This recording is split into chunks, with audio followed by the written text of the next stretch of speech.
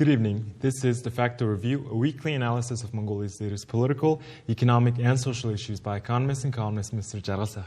Hello, everyone. And I'll be your host, Tikshirult. Today's topics are on the public disclosure of political party finances, the president's visit to China and Japan, and the lack of attendance during parliamentary sessions. So our first topic deals with the public disclosure of the finances of political parties. So according to the law on political parties, which was adopted in 2005, parties that won seats in parliamentary elections receive funding from the state. So any party that won seats in the 2008, 2012, 2016, and lastly the 2020 elections receive two types of funding from the state. So the first type, you receive 1,000 MNT per vote obtained during the parliamentary elections. So that added up to 8.6 billion Turuks since 2008. And of this amount, the People's Party alone has received 4.3 billion Turuks. And the other way that the government offers funding to these parties is they receive quarterly payments of 10 million MNT per seat obtained within parliament. So, for example, the People's Party have 62 seats in parliament. So that means they receive 620 million MNT yearly. So why? My first question is why does the government offer this payment to political parties from the state budget?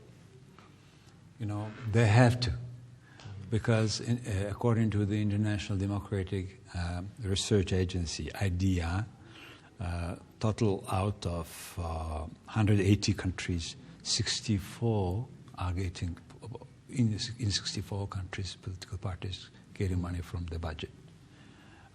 In only 40 countries, based on the result of the election.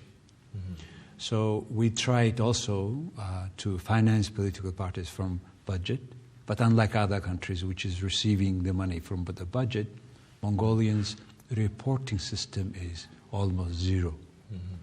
Nobody understands how much money the parties receive and how much they spend, not only the general public, but the political party members themselves. They don't know how much money they are in their possessions, how much they are using. Why there is a need to finance from the budget? If political parties are not financed from the budget, they are financed from people who has money. Mm-hmm. That's why it's usually a money election, which is anyway there in Mongolia. All election is becoming more and more money. And political party budget financing also gives good opportunity for the state and the public to receive legally their full report, because they are financed from the taxes, tax money, which is not the case, unfortunately, in Mongolia. There is a state audit which is auditing their financial yearly report, which is very nominal, very, very, very just another bureaucratic. And plus, the report is not well understood, accepted, or seen by the public. Nobody is much interested that the public see that report. So once they finance from the budget, for example, in Germany, 1/3 of the political party's budget is financed from the budget. Another 1/3 from the political party members, and in particular those who got high-ranking positions, they more pay. And the third part is coming from donation. But the donation is to be so transparent, like in Germany, like in the UK, after more than £1,000 comes to the account of the political party, they by law have to report from whom and for what. In America, for example, they say this man is financing Democratic Party, for example. So the people know that corporation supports Democratic Party. And that's what we want to know here. And because it is not clear, Mongolian corporations are financing both Democratic and People's Party, so which is a big mess. And also this political party financing has to do, in particular its transparency, has to do with the money that political parties are receiving. For example, for the last election, according to many social media information, the ticket to be candidate from your political party was a cost of 2.5 billion MNT. Who has this money? And why this money is spent for political parties? These are the questions. The law on political parties requires the political parties to have to submit their reports and their audits to the Mongolian National Audit Office and the General Taxation Department. But however, the audit office is supposed to monitor and research and cooperate on these reports, but they do not.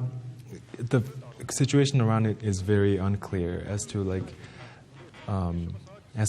how these reports are supposed to be. So there's really no transparency in this case. So how do we begin to tackle that issue? They do report technically some report, which is not full, reflecting the income of political party. If it reflects, it will be a big scandal, like the ticket issue, to be the candidate for the parliament. So until we change the system where some designated organizations, like in England, for example, there is no election committee. There is electorate commission, which is consisting of those who are voting. In our system, it is consisting of people who are, or political parties who are voted. So it's much better to have this electorate commission, which controls the money coming to the account of political party. A political party cannot have two accounts, for example, and the account they are running to be audited. That's another step which we are demanding for the last 10 years as a civic society. We're demanding political parties to report that. But what happened? Since 2005, now 17 years, each parliament is promising that they will amend the political parties' law. And this one is too. They have a working group now. But I don't believe that they will do it. In particular now, in 2 years we will have election. If they will do it the first year of the after election, they can do it.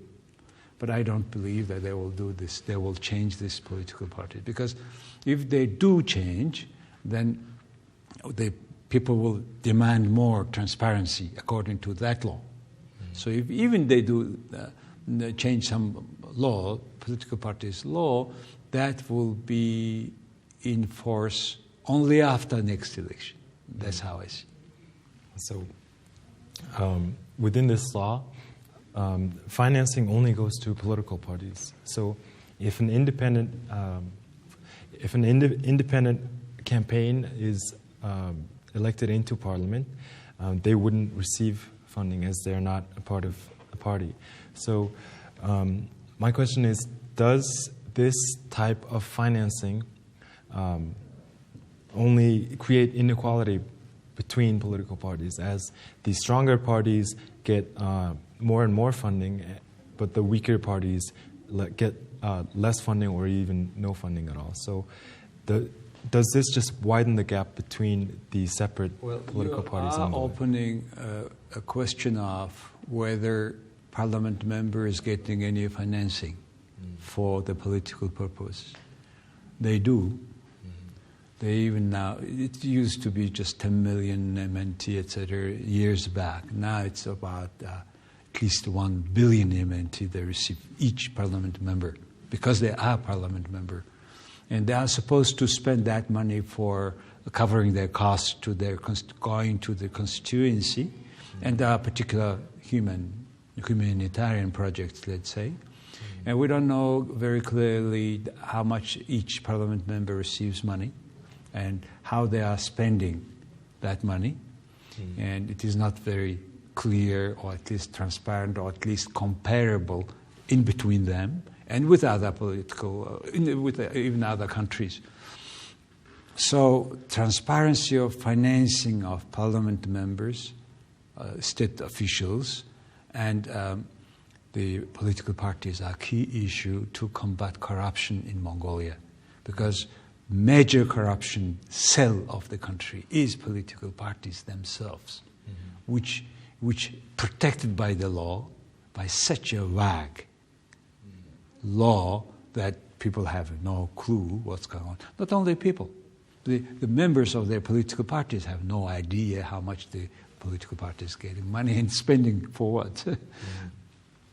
Let's move on to our second topic for this week. President of Mongolia, Mr. Khurelsukh, paid a state visit to the Republic of China, and underlining the Mongolia-China strategic partnership, the heads of state of two sides agreed to further build mutual trust and understanding and deepen bilateral relations and cooperations in all spheres. They agreed to raise the trade turnover to 20 billion USD over the next 5 years, and to sustainably export coal from Mongolia to China in the long term. And they've reached many other settlements in this case. The president also subsequently visited Japan this week for a 4-day visit to Japan for the 50th anniversary of the establishment of relations between Mongolia and Japan. He paid a courtesy visit to His Majesty the Emperor Naruhito and held official talks with the Prime Minister. So there was also a lot of agreements made between the two sides, and notably, the Japanese side pledged to plant 50,000 trees in Mongolia and to train 20,000 Mongolian children and youth in the field of environment desertification and prevention of natural disasters to support the president's 1 billion tree initiative. So let's start with the visit to China first. So what were the main takeaways from this trip? Well, Mongolians are well informed by our local medias. If you see the international media about that visit, on that day of the visit, the riots in the streets of many cities in China happened. And I think it was BBC who was saying that while the Chinese president Xi Jinping meeting his counterpart, Mongolian president inside of the palace, outside the people were demanding. This kind of comparison were on the Western media. But I would like to share with you what was written in Chinese English-speaking media.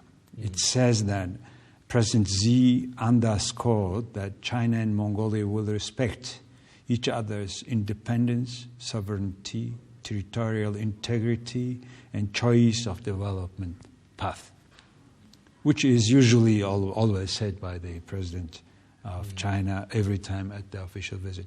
By the way, this state visit, after many years, was important for us because China is our strategic partner, largest economic partner, and we are almost fully dependent on whether China buys or not, or sells. So, I mean, it's geographically, politically, whatever. And the Chinese press highlighted these words, for example, which I think very volume, covering all aspects of our economic and all relations. It says, the two sides will seek greater synergy between Belt and Road Initiative and Development Road Initiative, second being Mongolian Initiative. This is first. Second, the Global Development Initiative and Mongolia's new recovery policy. The third is between China's two-step development strategy and Mongolia Vision 2050, long-term development policy. I think within this three framework, everything is covered. And in all this, what our press suggests, it's an important event on the bilateral economic relations between two countries. The particular key areas of economy Chinese had highlighting. It's trade, energy, mining, connectivity, while expanding cooperation on information technology and livestock products, deep processing. So I think it is a good highlight of the particular word connectivity. Is we should highlight that.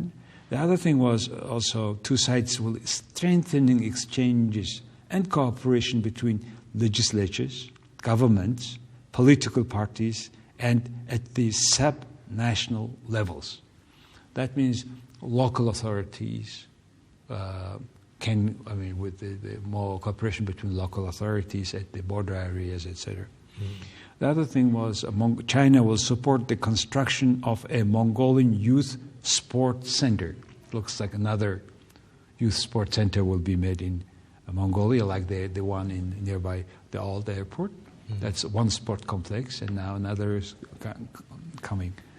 And finally, what I found out, it said that to jointly defend true multilateralism, reject bloc confrontation, and uphold solidarity and cooperation of the international community. So these are very brief what Chinese domestic international agencies were reporting about the visit. How about the president's visit to Japan? How do you? On Japan, yeah. Japan is undoubtedly our very much strategic partner who really tested by time. At most difficult time, Japan helped Mongolia a lot. And even we see the bus, Hino bus, still today after 30 years in Ulaanbaatar streets, which is, by the way, performing very good jobs after 30 years. Plus, what is new is they will have new batteries plant. One is in Darkhan, in another place, not specified the location. So battery support is it's important for regulation of the local electric grid, which at times made by hydropower stations, but our central grid is not connected with hydropower stations, so it's important, I think, that if it is connected. As you said also, the engineers and other people, 20,000 young people, etc. And again, at all levels, this is also, we have a peace. We are based on the principles of spatial strategic partnership for peace and prosperity. That's an interesting, good formula, which is helpful for our foreign policy. And also, it's a mostly very it's celebration of 50th years of diplomatic relations, and I would particularly note that the emperor came to Marinkhor concert in NHK Philharmonic Center. That was very important gesture, I think, of particular good relations of Japan to Mongolia. So this trip are important, but only I have noticed one thing, that China is such a also economic partner, and Mongolia visited China on the way to Japan. So it's a behavior of a very large country's leaders' behavior. But however, I think it's a very economic way of doing that at this time of COVID. But I would like to, on China, note about this swap agreement extension. Many people not fully understand what is this about. This swap is made 11 years ago. First time we got in between two central banks, they have agreed this so-called swap agreement to use mutually owned currency in case of trading. But China never used our tugriks. We use yuan. And in 2011, we got 5 billion yuan for the first time for 1 year. But in 2012, they not only not paid, they asked another 5 billion yuan and extended for 3 years, etc., extended. And in 2014, they asked another 5 billion and plus another 3 years extension. So in the next year, 2023, we're supposed to pay at the end of July 15 billion yuan, which is in today's currency $2.1 billion US dollar. And during the visit of President Khurelsukh, recent visit, they just agreed principally to extend for another 3 years. And it's not very to be pride thing, and all the time asking money, please extend, and it costs a lot of money too. The interest rate for using that yuan is Shanghai interbank rate, Shibor, if I may say, Shibor plus 2.5%, which cost, for example, in 2021, $87 million US dollar just for interest rate of that swap. Total we have paid since 2011, $660 million US dollar. So just interest rate will, in that way, will be soon 1 billion USD on the 2.1 billion USD loan from China. How long it can go? That's the question we should ask the Central Bank of Mongolia and the government of Mongolia, and how much we should spend that much every year for interest rate. So it's no good. That's I would say. Let's move on to our final topic for this week. This topic also deals with the president's visit, as 2 laws are supposed to pass before the end of the year: the law on tourism and the revised draft on the law on tourism and the revised draft on the law on land of Mongolia. So the law of land in Mongolia was postponed for the second time this past week for Parliament's failure to convene, as there were only 10 members of Parliament that were in session. So media reported that there were around 20 Parliament members on overseas visits. So notably 10 with the president for his visit to China and Japan, and also other Parliament members in other countries, such as 5 members working in Canada at the moment. So it's very unusual for Parliament to convene with only 10 members. So especially with this being such a big deal, the revised draft on the law on land, what do you think should be done in this case, as there are reportedly more members of Parliament not convening or not showing up to meetings? Well, first of all, the most important thing is land. Land law is being amended. Finally, they have agreed that on when 10 members were there, they just discussed, but they had another 2-3 discussions, and finally that law will go through, and the law will be discussed at the plenary session of the Parliament to get approved. But before that, 2 points I would like to add. One, about this only a few members, Parliament members being at the sessions. From time to time, I think that our politicians are elected to be Parliament member just to have a good traveling, and they are traveling like hell. And even out of 76, 10 guys are sitting at the plenary sessions. Unacceptable. And I think it's the speaker himself allowing it happen is a bad work. He should do his work well. And it should be mockery of the sessions.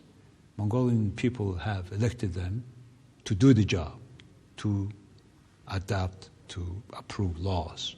Instead, they are just traveling and traveling. So they should have more serious attitude to the law, their main job. And there should be a certain limit. And they should not get paid for traveling.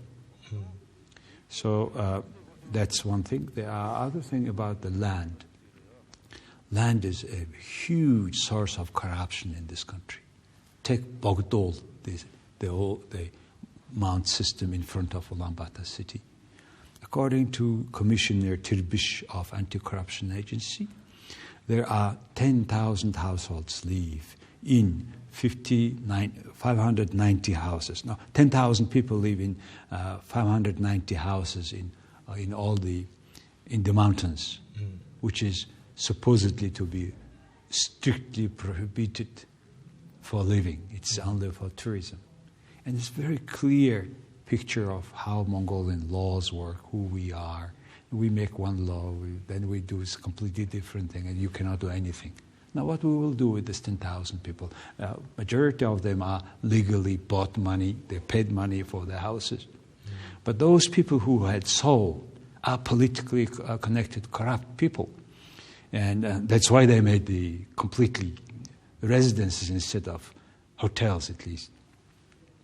And now, according to this anti-corruption agency, 66 citizens and legal entities are being investigated, which is good. I mean, I see for the first time this current government is doing that job. And what happened afterwards? Can we remove all these people? You cannot.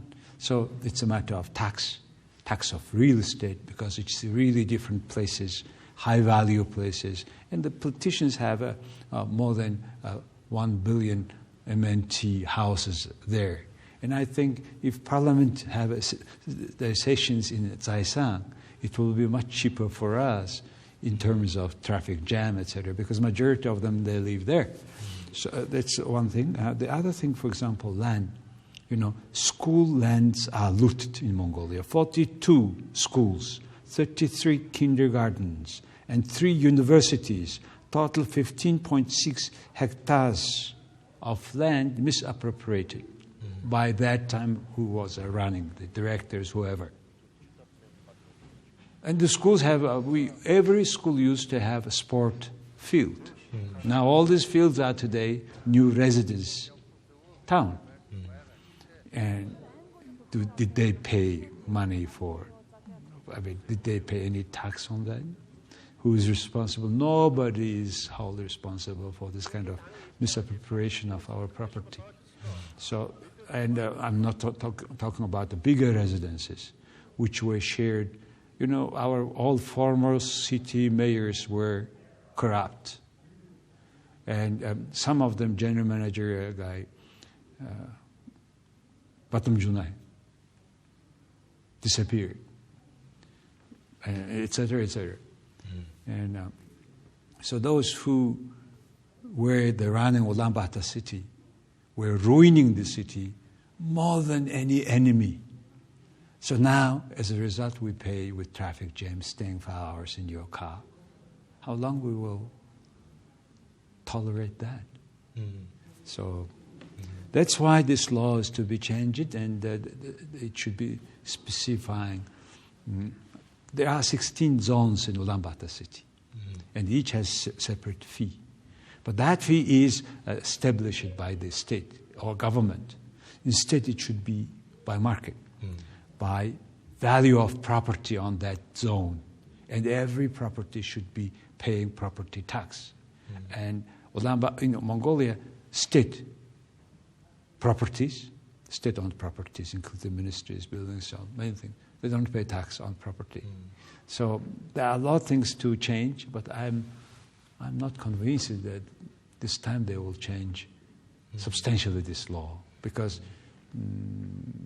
parliament members, many of them are against any amendments in this land law, because it will be against their interests. Well, unfortunately, we've run out of time for this week's Defacto Review. This has been Defacto Review, a weekly analysis of Mongolia's latest political, economic, and social issues by economist and columnist Mr. Jaral Sahab. Thank you very much for sharing your time with us, and you can watch our program every week at this time. Thank you.